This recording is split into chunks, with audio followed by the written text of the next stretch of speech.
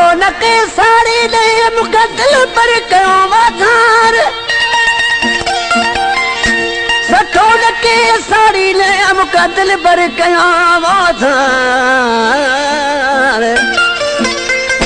अथन बिना आधार गमगीन गुला कादर तबे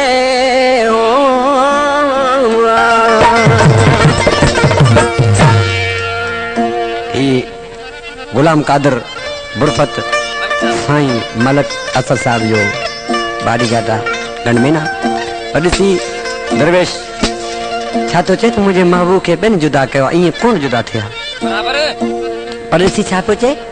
मुसा पान सचो हो पर सचो के न दुनिया बारे मुसा पान सचो हो पर सचो के न दुनिया बारे मुकद्दर बरदार करे मुकद्दर बरदार करे यतियर जजो मारे मुसा पान सचो हो पर न दुनिया वारे अरे मुसफान सचो हो पर सचो के न दुनिया वारे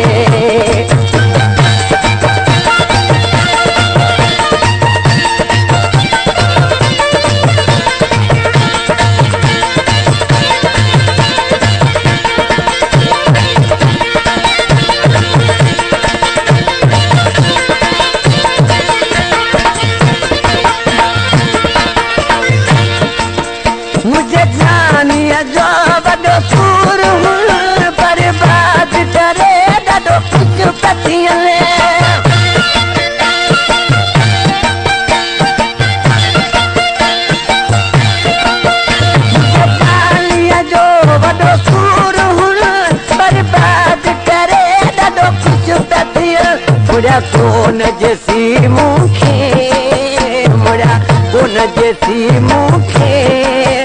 खुशियन के तनो खारे मुसा पान सचो हो पर सचो के न दुनिया वारे अरे मुसा पान सचो हो पर सचो के न दुनिया वारे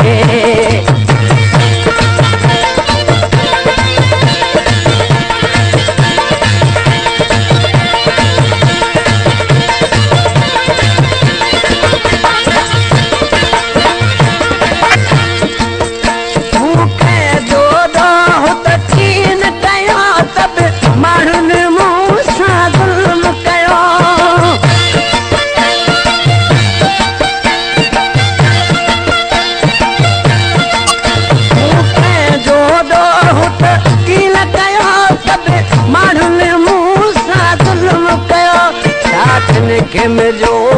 दो साथ ने के मिलो दो जो मुझे बयारा दे मुझे पान सचो पर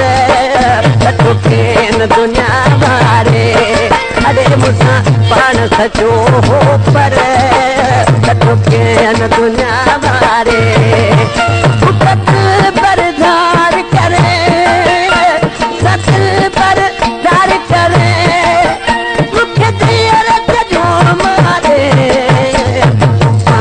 सचो पर सचो कहन दुनिया बारे अरे मुसा पान सचो हो पर सचो कहन दुनिया बारे